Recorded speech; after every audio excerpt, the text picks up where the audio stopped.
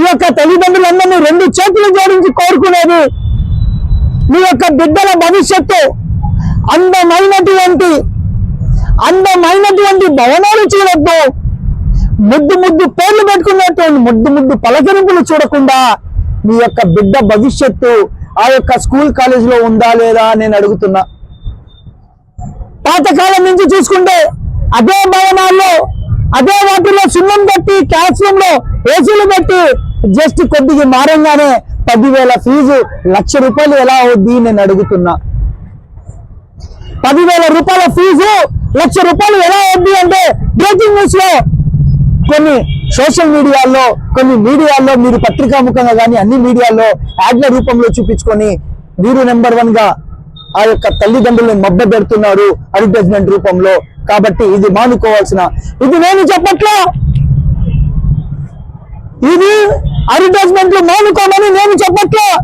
ప్రభుత్వం విడుదల చేసిన జీవోలోనే ఉన్నాయి, ఓన్లీ మీ స్కూళ్ళలోనే ఈ యొక్క బోర్డులు పెట్టుకోవాలి కానీ ఎక్కడ అడ్వర్టైజ్మెంట్లు ఇవ్వకూడదని. ఈ రోజు చిల్డ్రన్స్ పార్క్ ఏరియాలో సంతకాల సేకరణ మీకు చెప్పినట్టు ఈ యొక్క సంతకాల సేకరణ తీసుకెళ్లి మా నెల్లూరు జిల్లా కలెక్టర్ వారికి రేపు సోమవారం, అయ్యా అధికారులు చేయాల్సిన పనినే జీవోలో ఏముందో అదే పనిచేసే అధికారులను జిల్లాలో మీరు నియమించండి, రాష్ట్రంలో మీరు నియమించండి అని చెప్పి కోరుకోవడానికి మేము ఈ కార్యక్రమాన్ని చేపట్టాం. 160 కిలోమీటర్లు పోతే పక్క రాష్ట్రం వస్తుంది, 160 కిలోమీటర్లు పోతే పక్క రాష్ట్రం వస్తుంది.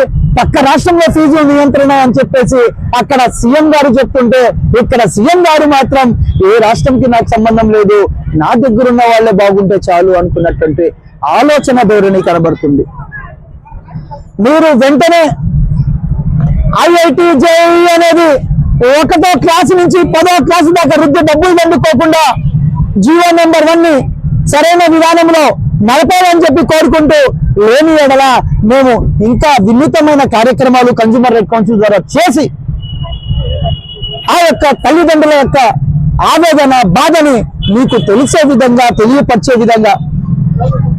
చాలా మంది కన్జ్యూమర్ రైట్ కౌన్సిల్ అంటే మీకు ఒక పవర్ ఉంది, మీరు కేసేసుకోవచ్చు కదా అంటారు. ఎస్, కన్జ్యూమర్ రైట్ కౌన్సిల్ కి ఆ పవర్ అయితే ఉంది, 100కు 200% ఆ పవర్ అయితే ఉంది. కానీ మేము స్వచ్ఛంద సంస్థకు సంబంధించిన వాళ్ళం ద్వారా అవగాహన కూడా కలిగించాల్సిన అవసరం ఒక స్వచ్ఛంద సంస్థకి కన్జ్యూమర్ రైట్ ఉంది కాబట్టి మేము ఈ కార్యక్రమం చేపట్టాం. ఇప్పుడు విజయ్ గారికి పాలాభిషేకం చేసి, ఎందుకంటే ఏ రాష్ట్రంలో ఉన్నా మా తెలుగువారు ఆ రాష్ట్రంలో కూడా ఉన్నారు, వాళ్ళు సంతోషపడతారు కాబట్టి ఆ ఫీజులు తగ్గించినందుకు వారి యొక్క ఆలోచన ధోరణితోటి మన యొక్క ప్రభుత్వ ధోరణి మారుతుందనే కారణంతోనే ఈ రోజు సీఎం విజయ్ గారికి మేము పాలాభిషేకం చేసి మీకు కనువిప్పు ఇదే విధంగా మీ మనసులు మారి లక్షలు దండుకుంటూ ఆ దేవాలయం అని 2 చేతులు జోడించి ఏ విధంగా మనం గౌరవించి చేస్తామో అదే విద్యాలయాన్ని కూడా తీసుకువచ్చే విధంగా మా కన్జ్యూమర్ రైట్ పనిచేస్తుందని చెప్పేసి మీ ద్వారా మేము తెలుపుకుంటున్నాం.